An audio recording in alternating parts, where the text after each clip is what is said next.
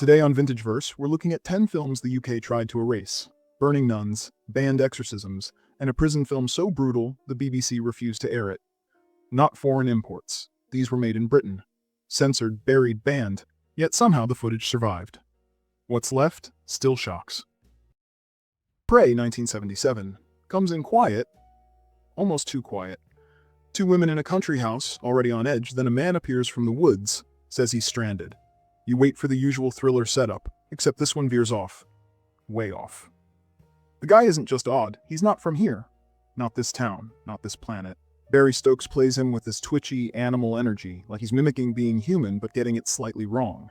What unfolds isn't loud, it's tense, slow, low budget, and completely unsettling. The women, played by Sally Faulkner and Gloria Annan, aren't background. They hold the screen, and their relationship drives the film's real tension. The BBFC trimmed a few moments, but it was the sexual undercurrent and cannibal themes that triggered the press. Director Norman J. Warren never hammers it. He lets you sit in the unease.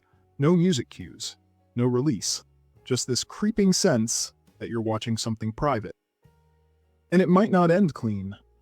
A bisexual love triangle, a flesh-eating alien, and a house full of tension, all done in 78 minutes.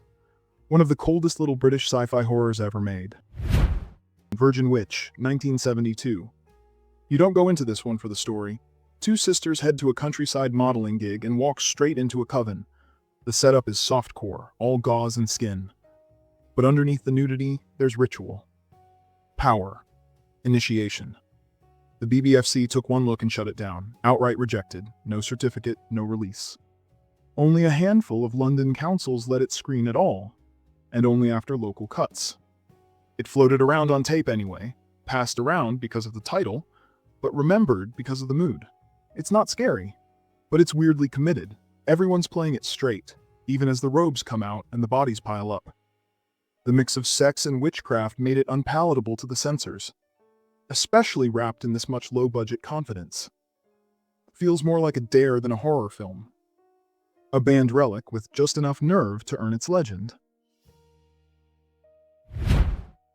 Deathline, 1972. You spend enough time on the London Underground, you start to wonder what's under the floor. This film answers that.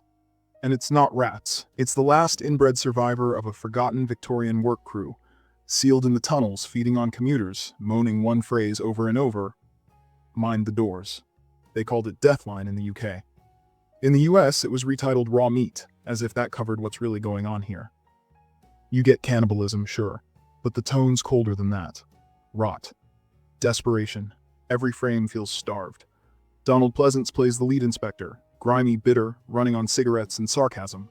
Christopher Lee shows up for one scene, cold, superior, and instantly in control. The BBFC made cuts, not for gore, for how it felt. The silence, the pacing, the way the camera just lingers on what's left behind. It slipped through with an X certificate, but it never found the crowd. Wrong speed, wrong mood, wrong decade. One of the most unsettling films ever set in public transit.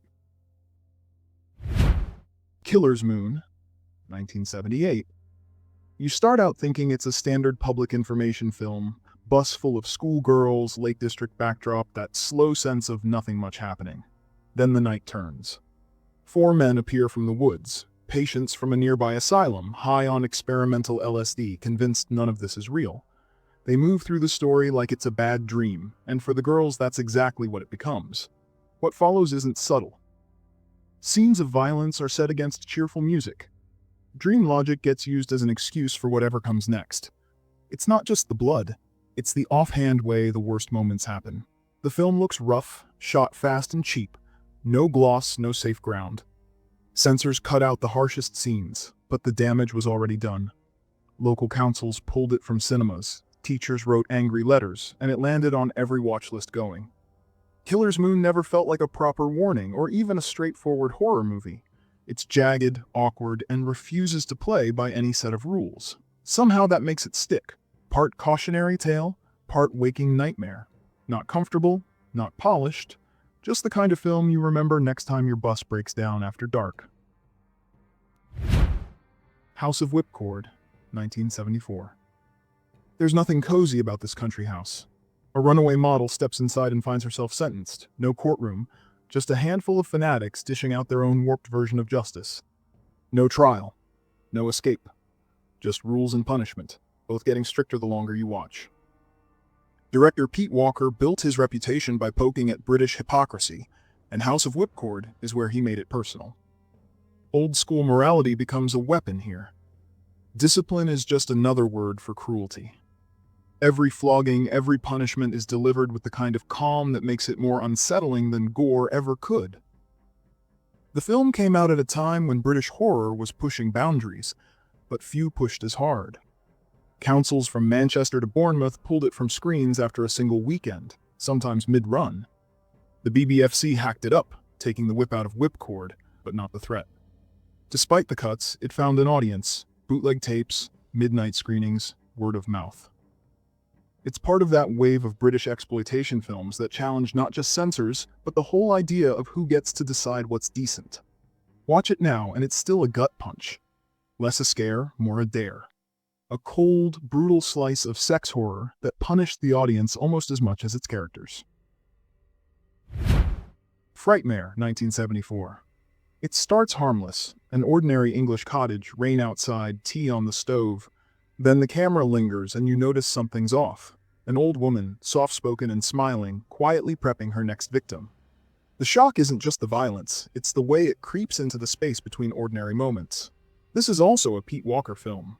But here, his blend of suburban routine and menace hits a new high. Cannibalism isn't hidden in shadows. It's right there in the living room, sandwiched between biscuits and polite conversation.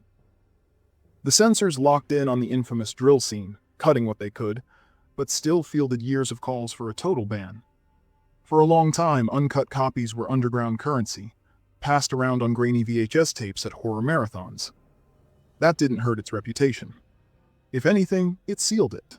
Critics called it nasty, fans called it essential. It's the kind of film that makes you double-check what's in your own kitchen drawer. Proof that British horror could be just as twisted as anything from across the pond.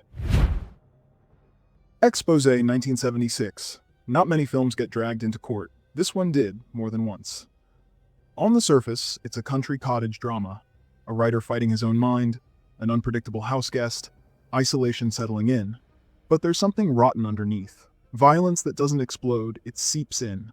Sexual threats, shifting power, and a kind of tension that sticks around long after a scene ends. Censors weren't just uneasy, they were hostile. Entire reels got sliced up, whole sections removed, yet police still raided video shops just for carrying it. This wasn't an imported exploitation flick. It was British, and maybe that made it feel closer to home. Exposé became the only UK production actually prosecuted in the video nasties panic. No matter how much they cut, the unease stuck. Uncut versions circulated on bootleg tapes, if you could find someone willing to risk it. The film isn't interested in shock for its own sake.